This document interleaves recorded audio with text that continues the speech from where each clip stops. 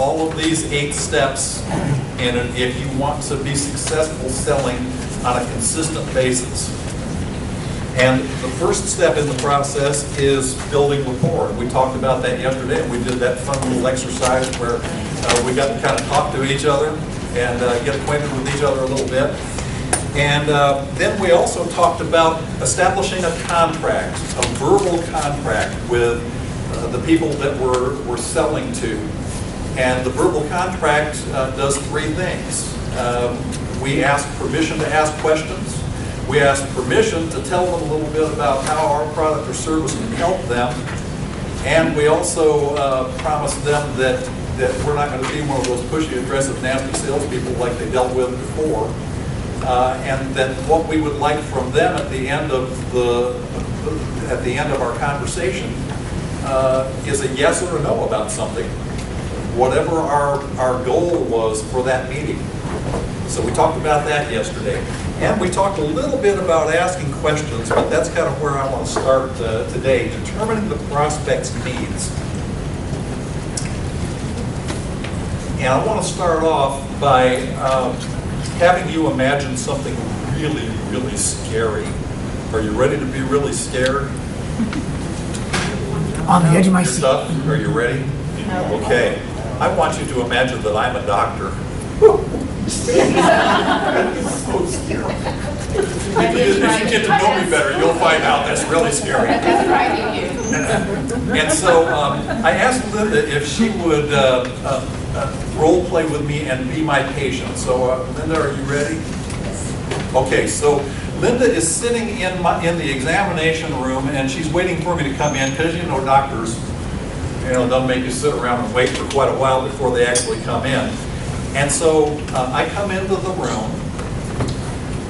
What I say is, Linda, how are you doing today? I'm doing good, thanks. Oh, okay. Well, you know what? Actually, I have the perfect solution for that. I have, so I need to go on up here a little ways.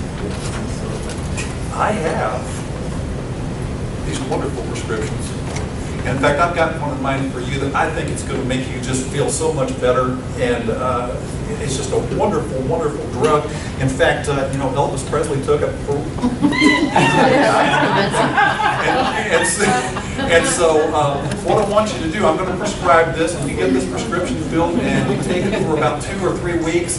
And if you don't feel a whole lot better, then I want you to come back in and see me, and we'll try to figure out something else.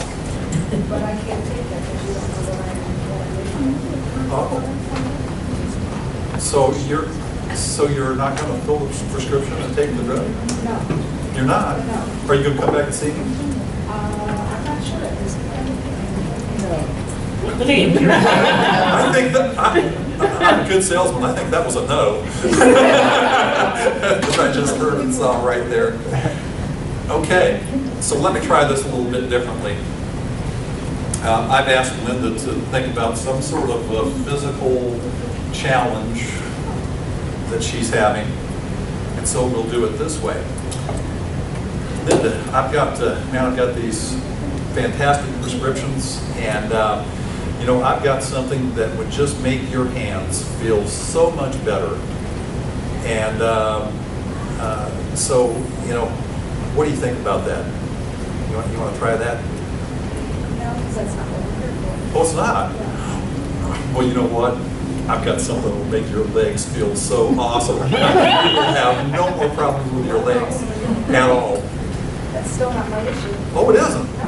Well, how about your arms? I've got some good stuff for your arms. That's fine. You'll love it. Your brain? Oh, that has an issue, but no. Okay. Again, would you come back and see me? Would I be your doctor? No. No, I would not. Okay. Now, let me ask all of you. If I was really a doctor, and if I really did that, would I be guilty of medical malpractice? I absolutely would be. They should take my license away from me and not let me ever practice medicine again if I did that. You know what? Salespeople do that all the time, unfortunately. One of the biggest mistakes that we can make in sales is making the assumption that we know what our prospect wants and needs. And yet there are so many salespeople that show up and throw up. I mean, oh, I got this wonderful thing, it's really, really cool, and it'll do this, and it'll do that, and it works this way, and oh, you'll just love it, you'd like to buy it, wouldn't you? And the prospects think, heck no, you know, what do I need that for? There's only one person who really knows what they want and need, where our product and service is concerned. And that's the prospect, not us as the salesperson. And that's why asking questions in our sales conversation is so very, very important. And I honestly believe that if we're spending more time in our sales conversation telling people about ourselves, our company, our product, our service, how it all works, all those kinds of things, if we're spending more time doing that than we are asking our prospects questions about themselves and what they think, what they feel, what they need, what they want, we're committing sales malpractice. And so let's not do that. Let's do it a different way. Our prospects may know it or they may not, but there may very well be a missing piece of the puzzle someplace in their business or someplace in their life, something that really needs to be solved. And one of the reasons that we ask questions is not only to get information and to find out what they know about the missing piece of the puzzle that they might have, that we might be able to provide for them, is that sometimes asking really great questions will turn their attention to a piece of the puzzle that is missing that they didn't even know was missing. And it's much more powerful if they come up with the idea and if they realize what that missing puzzle piece is, than for me to tell them what the missing puzzle piece is. And I love the next slide here. That was an awesome slide. The prospect is fat, dumb, and happy, just running down the road. She's got a missing puzzle piece that's just so obvious, and she's oblivious. She has no idea that she even has a missing puzzle piece. And the salesperson is running along behind her saying, I've got the missing puzzle piece, I've got the missing puzzle piece. Don't you want to buy this? This is the missing puzzle piece. And she's saying, what puzzle piece? And so we have to ask good questions, have to start asking really good questions. When I work with a client, I try to help them develop 20 to 25 questions minimum that they can ask during the process of the sales conversation. I have some clients, I have some in the coaching business and some in the financial services business that we've developed 40 or 45 questions that they can use as a menu and that they can choose to ask or not to ask, but that they have available. Now, one of the things that's important about asking questions, and especially financial people, and we've got some in the room here, especially financial people, but I think salespeople of all kinds, when they ask questions, tend to concentrate on the facts and figures. You know, how much money do you have in this kind of an account? How much insurance do you have? You know, this and that and the other thing. Facts and figures. And what we want to do is get down underneath the facts and figures to the emotions that underlie that. And so, just as an example, very often when I was in the financial services business, I would talk with people about budget. And I would ask them, you know, do you have a budget, and do you have, you know, what's your budget like? And what's your income versus your outgo? You know, what's the picture? What does that look like? And very often I would get the answer, well, you know, there's way too much money left over at the end of the money, and you know, and so my immediate follow-up question to that is, how is that affecting your life right now? what's going on? And I would get answers like, well, we fight about money quite a lot.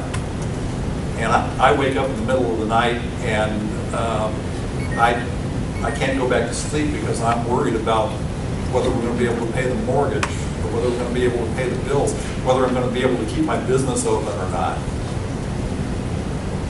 And so people bought my financial planning services not because I have these great financial planning templates that will give you all the facts and figures about where you are and where you want to go and how you're going to get there.